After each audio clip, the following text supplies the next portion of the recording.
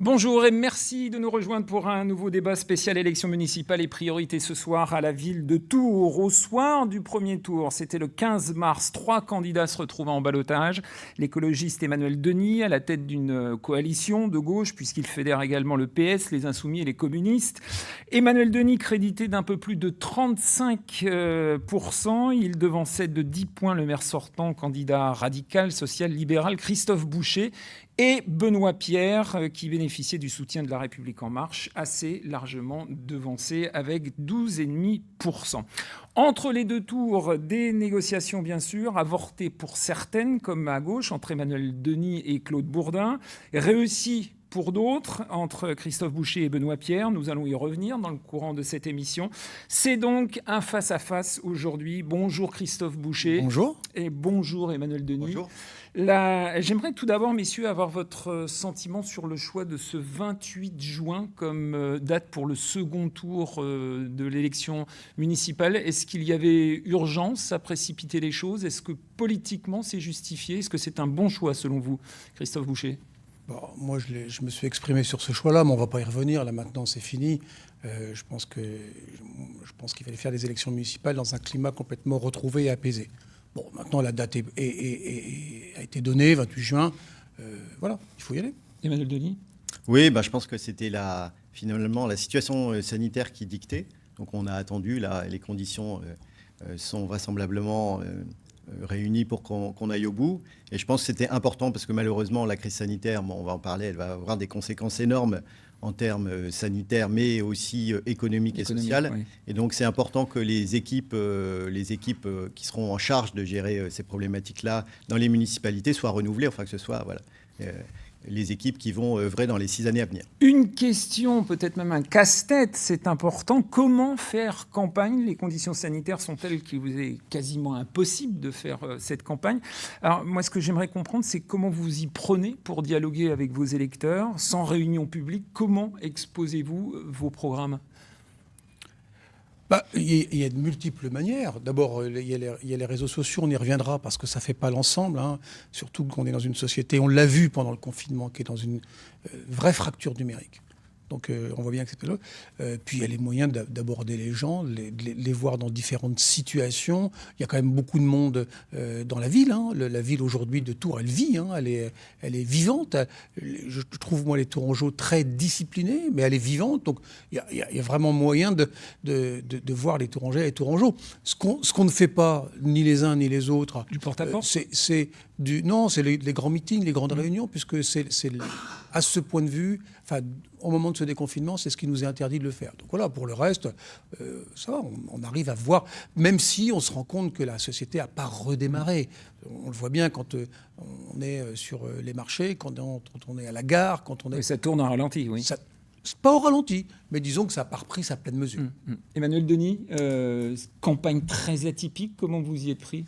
Finalement... Est-ce que ça vous a posé un réel problème sur le terrain? Oui, alors il faut imaginer des nouvelles manières de faire, effectivement. Bon, bien sûr, il y a les réseaux sociaux et ça reste une constante. Ensuite, finalement, avec cette période, on a appris à travailler avec les outils numériques et donc on a fait un certain nombre de débats sur Zoom. Des débats sur tous les sujets importants de la ville, de la culture jusqu'aux questions de vieillissement, jusqu'aux questions économiques. Donc ça, c'était vraiment extrêmement intéressant et utile. Et puis finalement, c'est un confort aussi de travail. Et puis bien sûr, après, c'est la campagne de terrain. Et là, on a eu plutôt un bon accueil, même si ça redémarre lentement. On sent que les gens, finalement, sont contents de nous voir parce que c'est la vie qui reprend aussi, qui reprend son cours normal. Donc, ils ont envie qu'on aille au bout de ces élections. Voilà, donc on a beaucoup de présence terrain. On utilise le numérique, les réseaux sociaux, et puis finalement, on arrive quand même à faire passer les messages et à rencontrer les Tourangelles et les Tourangeaux. Alors, vous êtes le maire sortant. Quels ont été vos choix pour décliner la lutte localement contre cette pandémie? Les premiers travaux, vos premières décisions, c'était quoi? Pendant le confinement? Oui. Le confinement, il a fallu s'occuper en priorité des plus fragiles. Ça, c'était via notamment, on a eu un départ comme partout ailleurs avec des mesures un peu contradictoires, ou en tous les cas des informations contradictoires qui nous venaient du gouvernement. Donc il a fallu s'adapter, mais on l'a fait, je pense, de belle manière.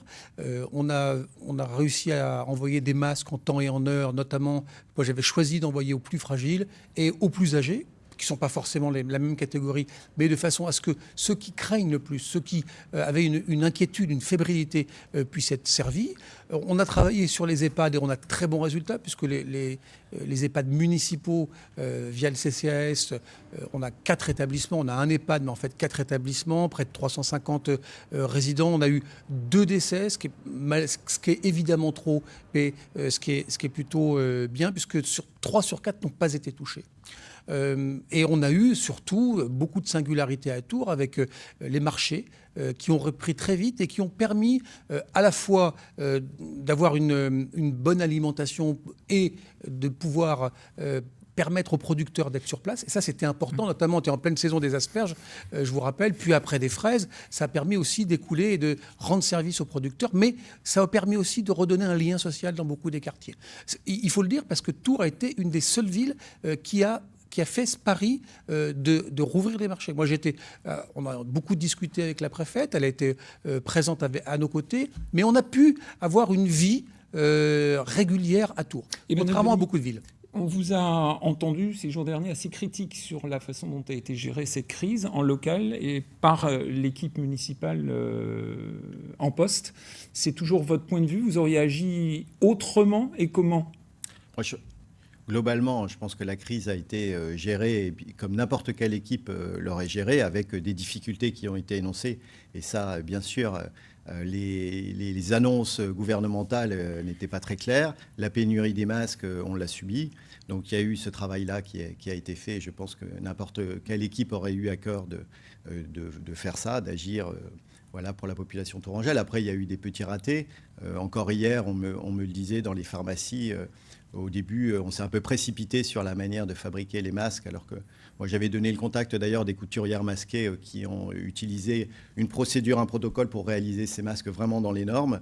Malheureusement, ça n'a pas été suivi par la ville de Tours. Et il y a eu un certain nombre de masques qui étaient un peu déficients au départ, qui ont été distribués à la population. Et donc, c'était les pharmaciennes qui ont été un peu le réceptacle de ces masques de mauvaise qualité. Et voilà, bon, un certain nombre de points. Après, il y a eu bien sûr le fonds étincelle, mais on parlera, je pense, plus amplement de ces sujets. Oui, des outils pour essayer de relancer. Voilà, dans la relance. Voilà, donc un certain nombre de points sur lesquels on aurait pu faire mieux. Et puis moi, j'ai trouvé quand même que Christophe Boucher avait utilisé cette période surtout pour se mettre en avant médiatiquement. Et je pense que c'était pas très adroit de le faire. C'est l'objet d'un papier dernièrement dans Mediapart. Oui, lorsque vous vous sentez attaqué de cette façon, lorsque vous entendez « il s'est servi puisqu'il a été beaucoup sur le terrain, il était en première ligne, il s'est servi de cette gestion de pandémie pour se refaire un petit peu », puisque je le rappelle, vous aviez 10 points de retard tout de même à l'issue du premier tour. Alors, plusieurs choses. Vous dites beaucoup de choses et nombreuses inexactitudes. Beaucoup de retard, non. On est 2 listes qui sont arrivées, et si on fait la somme des 2 listes qui sont sur le même espace politique, on est devant. Donc je ne vois pas, il n'y a pas beaucoup de retard.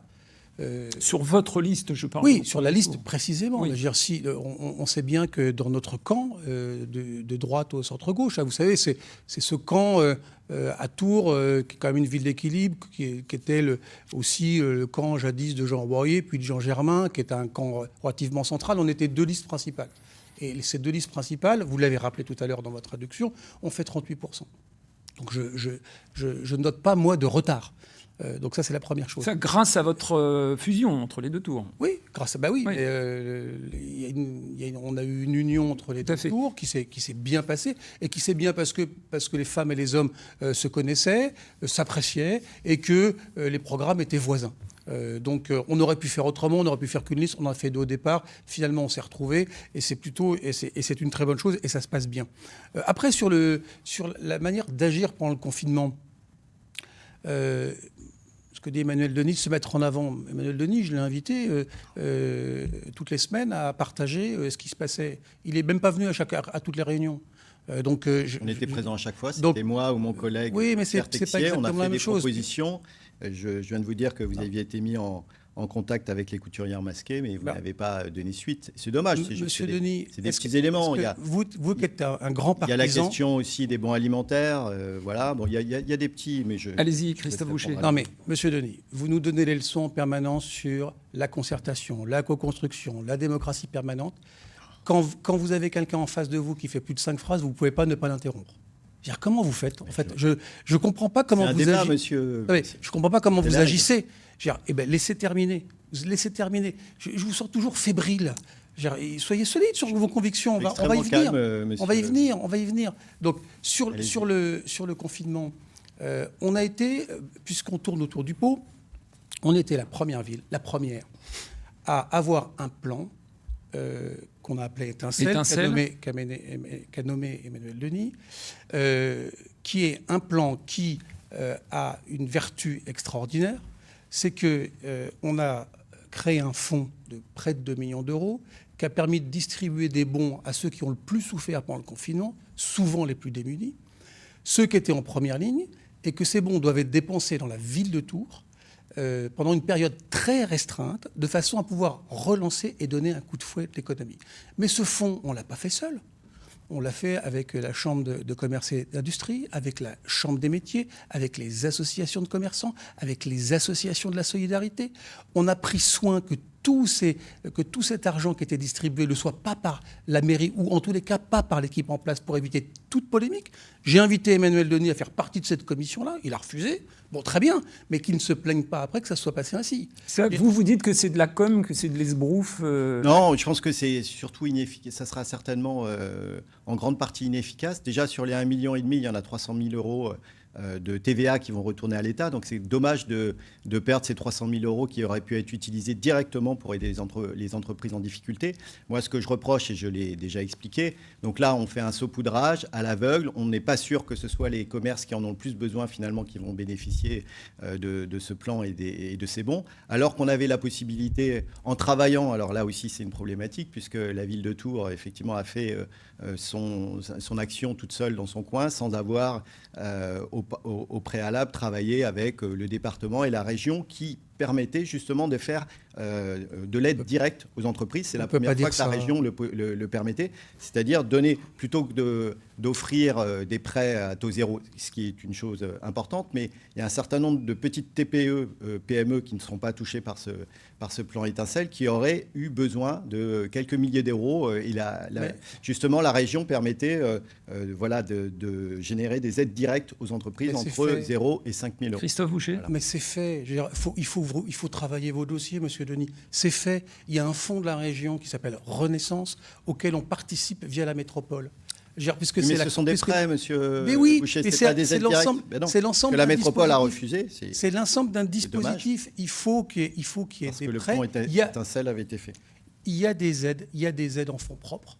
Il y a des aides, il y a des problématiques de trésorerie. Et puis, moi, je reste persuadé que le fonds Étincelle, et allez voir en ville aujourd'hui, combien à la fois qu'ont pu toucher ce chèque de 50 euros, ce bon de 50 euros, ce bon d'achat social et solidaire, combien ils sont contents.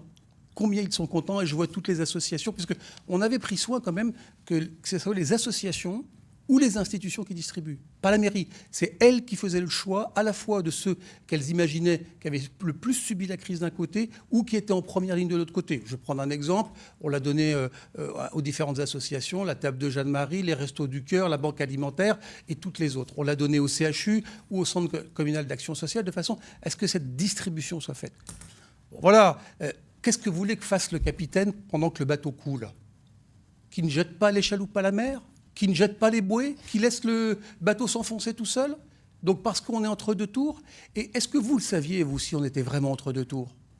Vous le saviez ? Personne ne le savait. Parce que je rappelle qu'on a pris cette décision au conseil municipal début mai. Donc on a imaginé ce plan à peu près mi-avril pour avoir l'ensemble des délibérations, etc.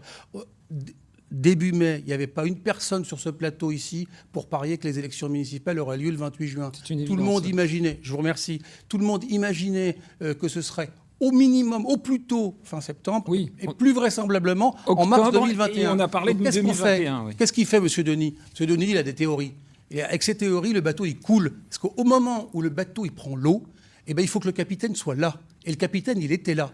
Il a mis les chaloupes à la mer et il a mis les bouées. Et je termine. Vous me citez Mediapart. Soyons sérieux. Mediapart, je connais bien Mediapart. Hein. Chacun sait ici que mon métier était journaliste pendant 20 ans. Les gens de Mediapart, je les connais bien. C'est l'extrême gauche. Évidemment qu'ils vont donner un satisfacit à l'extrême gauche tourangelle que représente M. Denis. Donc, franchement... Non, mais je cite ce papier parce qu'il existe. Vous en citez un. Il se trouve que c'est un site d'information d'extrême gauche qui sert une liste d'extrême gauche. Enfin, franchement, rien de nouveau sous le soleil. Hein. Enfin, je veux dire, Alors, Emmanuel Denis. Monsieur Boucher, qui a abusé des médias pendant l'ensemble de cette période, d'une manière incroyable. Bon, enfin, ce qui était intéressant. Vous savez qu'on n'use pas des médias. Les médias, ils sont des grands garçons. Oui, justement, vous avez rappelé que vous étiez journaliste. Oui. Et on l'a bien vu. Oui. En tous les cas, puisque vous avez lu cet article, pour moi, il était très équilibré, en plus donnant la parole à chacun. Donc, un travail extrêmement sérieux, comme le fait habituellement. Alors, vous, Mediapart. pendant ces 15 jours, quelles vont être vos priorités? Juste pour finir, quand même, sur. On va pas faire un débat sur Mediapart. C'est intéressant. Non, mais c'est intéressant que M. Boucher ait découvert des associations caritatives, puisqu'il n'avait. C'était. Monsieur Denis. Pendant 6 ans, moi, je me suis battu pour un certain nombre d'associations, comme la Table de Jeanne-Marie, et je n'ai jamais entendu Christophe Boucher Alors, m'aider sur ce parlez-nous de sujet-là. vos priorités pendant cette campagne de 15 jours. Sur quoi communiquez-vous en ce moment et sur quoi se focalise votre attention dans votre discours et dans vos rapports avec les électeurs? Alors nous, ce qui est intéressant dans les conséquences de cette crise sanitaire, finalement, c'est qu'on a validé un certain nombre d'orientations fortes dans notre programme qui restent totalement valides. En particulier, le fait de relocaliser. Il y a une appétence extrêmement forte pour les produits locaux et l'alimentation sera la politique alimentaire territoriale sera un des fers de lance de notre programme, donc sur lequel on insiste. Il y a d'autres sujets autour des déplacements notamment. Alors, les déplacements aussi, c'est un sujet intéressant, parce que là, on a l'opportunité d'accélérer sur cette question des déplacements, et en particulier des pistes transitoires vélo, puisque, bien sûr, avec la crainte... qui ont fait leur apparition là dans le tour. Voilà, comme dans beaucoup de villes. Oui. Et les gestes barrières qui vont dissuader un certain nombre d'usagers des transports en commun de les utiliser. On a mis en place, et j'avais alerté le président Briand sur ce sujet-là, pour que l'on puisse accélérer et utiliser donc cette possibilité de faire des pistes cyclables transitoires, ce qui permet, si elles fonctionnent bien, de pouvoir pérenniser et finalement gagner du temps sur la réalisation de notre plan vélo sur lequel malheureusement la ville de Tours a un grand retard. Voilà, donc on accélère sur un certain nombre de sujets. Bien sûr, il y aura... L'urbanisme également, puisque vous avez quand même deux visions assez différentes de l'urbanisme en ville. Bien sûr, nous, surtout, par rapport à ce qui a été fait sur le dernier mandat, ce que l'on souhaite faire en termes d'urbanisme, c'est de faire avec les Tourangelles et les Tourangeaux, et ne pas faire les uns contre les autres et diviser les Tourangelles et les Tourangeaux. On a bien vu que sur les dernières années, tous les grands projets urbains ont été plantés. Le haut de la tranchée planté par manque de concertation. Le projet des Halles, on en avait parlé la dernière fois lors du débat, planté par manque de concertation. Voilà, donc tous ces grands projets, il faudra les reprendre à la racine, pour utiliser une formule de M. Boucher, mais en travaillant avec les acteurs et les Tourangelles et les Tourangeaux. Vos axes prioritaires, Christophe Boucher, vous allez insister sur quoi? Quand j'entends Emmanuel Denis, je me pince un peu des fois, parce que j'ai l'impression que c'est lui qui a fait le plan vélo. Le plan vélo, on l'a écrit depuis 2 ans, et il dit la ville de Tours est en retard. C'est pas la ville qui a la compétence sur le transport, c'est la métropole. Donc il faut être juste, il faut être précis. On est en piste pour le 28 juin, pour le conseil municipal de Tours, et élire le maire de Tours. C'est sérieux. Donc il faut travailler les dossiers. C'est pas la ville de Tours qui est en retard sur le vélo. Assumez votre bilan, s'il vous plaît, monsieur Boucher. Mais je l'assume. N'essayez pas de tourner autour je l'assume. Assumez, parlez de votre bilan et parlez de vos propositions. Alors, ça tombe bien, parce que je vous ai amené un document Ce document, c'est une rareté, puisque c'est le bilan que nous avions tiré de notre mandat. J'ai été le premier maire de Tours, bilan sur 24 pages, à faire le bilan de notre action. On a fait le bilan de notre action, point par point, avec ce qui avait bien fonctionné, ce qui avait moyennement fonctionné, ce qui n'avait pas fonctionné. En toute transparence. Après, chacun l'apprécie. Mais ne dites pas que le Et sur le le premier plan vélo- engagement du maire, 100% maire, qu'est-ce ne que dites vous avez pas, mis? ne dites pas que le plan vélo, on est en retard, puisqu'il y a eu des progrès de fait en vélo. Tours est la 5e ville pour l'utilisation du vélo au quotidien avec 7%. C'est pas assez. Moi, je pense qu'il faut faire mieux. Et on peut faire mieux. Là-dessus, on est d'accord. On peut faire mieux.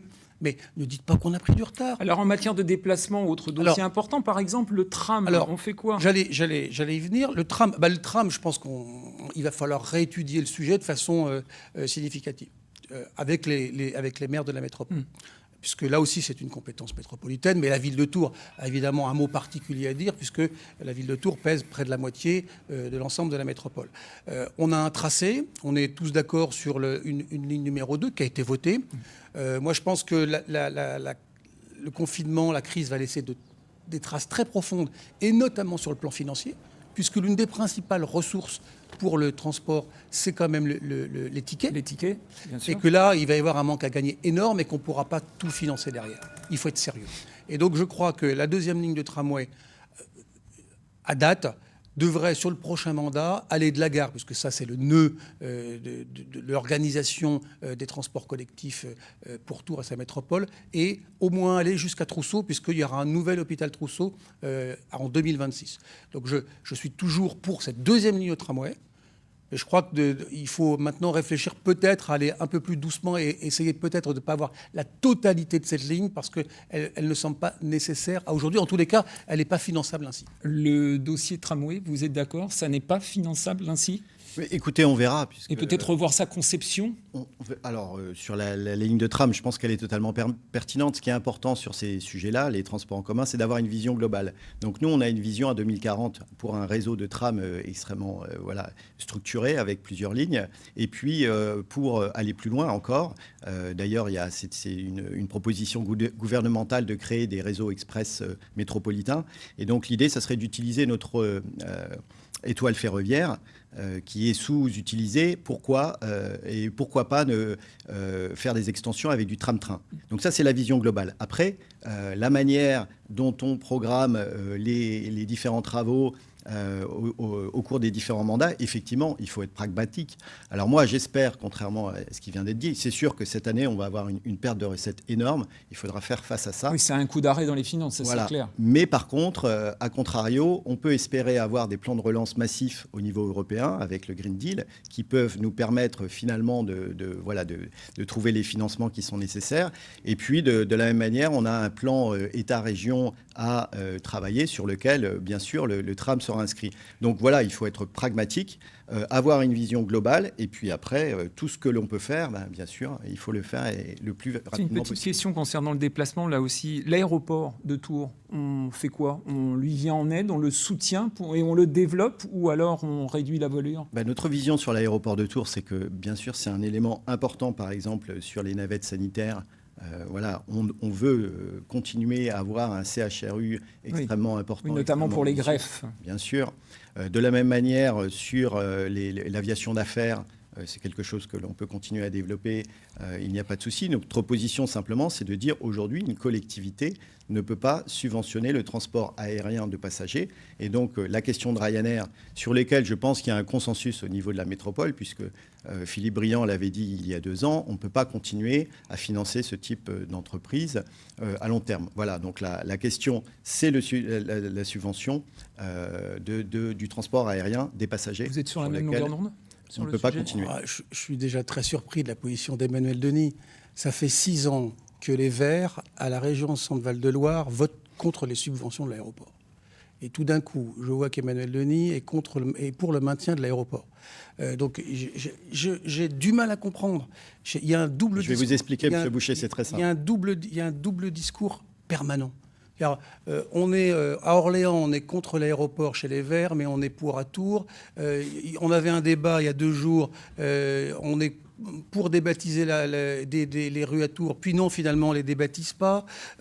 J'arrive pas à m'y retrouver. On avait un débat encore il y a 2 jours où M. Denis, qui restait droit dans ses bottes, il ne changeait pas son programme, pas une ligne, pas une virgule. 24 heures plus tard, il dit qu'il a de nouvelles propositions. J'ai du mal à comprendre, j'ai du mal à suivre. Moi, sur l'aéroport, c'est simple. C'est une zone de développement prioritaire à Tours. Ce qui va compter dans les prochaines semaines, dans les prochains mois, dans les prochaines années, c'est le développement économique. On sait qu'on va avoir une tempête dont on n'a encore pas mesuré tous les effets, qu'il va falloir s'en relever.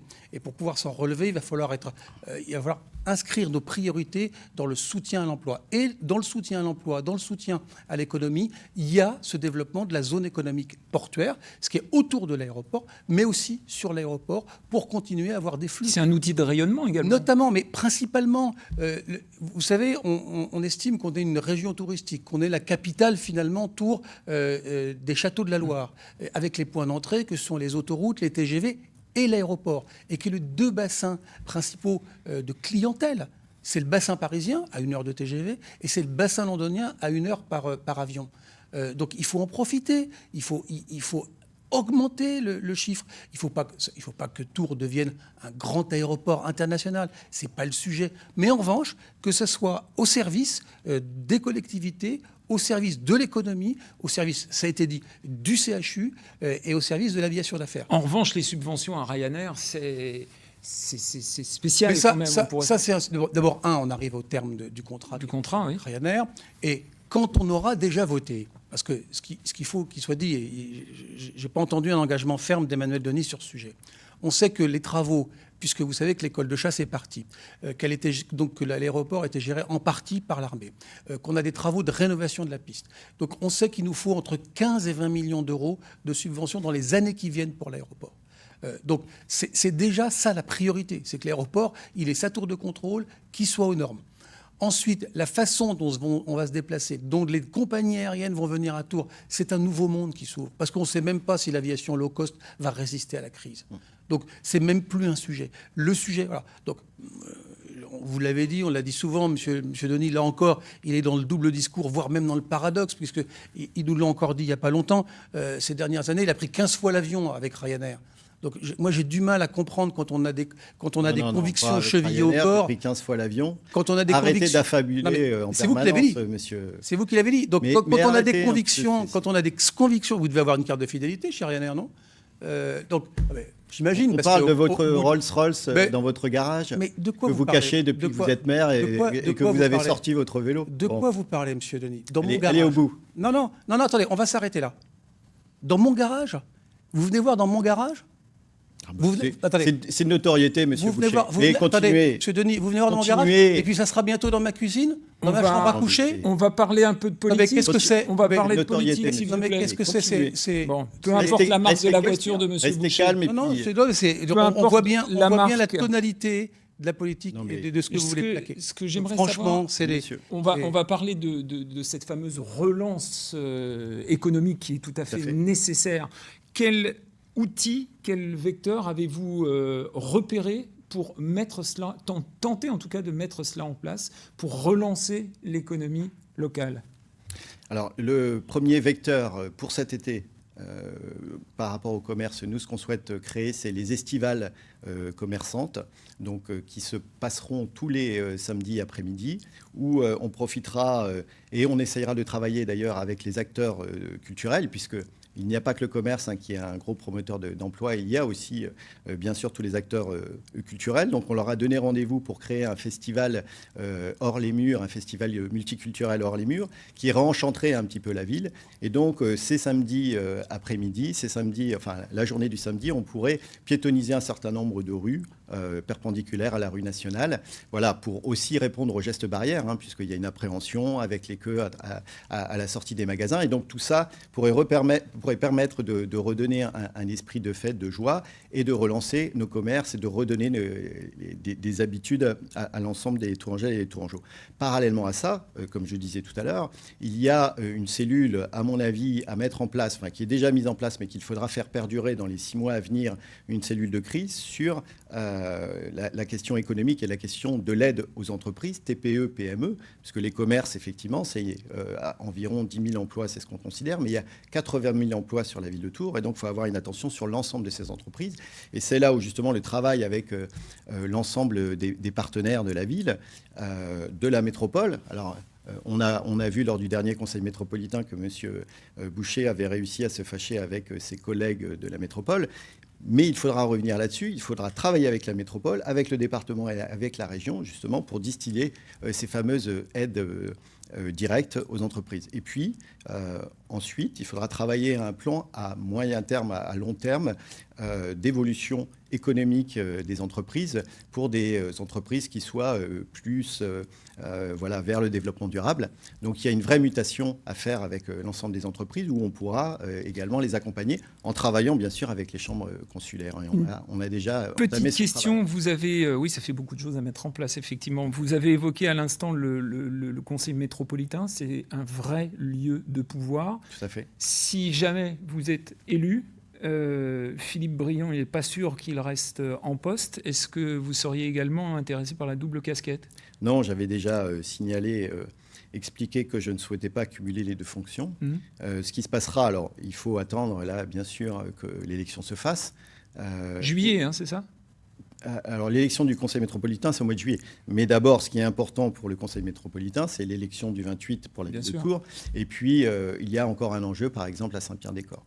Si numériquement, les forces de gauche et les écologistes ont le dessus, bien sûr, nous réclamerons une présidence. Et à ce moment-là, ce qui m'importera, c'est de trouver, bien sûr, on commence déjà à travailler sur ces sujets-là. Et puis il y a des noms qui circulent déjà. Bien sûr, il y a des noms qui sont déjà dévoilés, il y en a d'autres qui ne sont pas dévoilés. On parle de Jean-Patrick Gilles, on parle de... Mais on a des ressources. Du maire de La Riche également. On a des ressources, effectivement, et on trouvera sans problème un bon président pour notre métropole qui portera notre projet, puisque le projet de la ville de Tours a une consonance forte autour de cette métropole.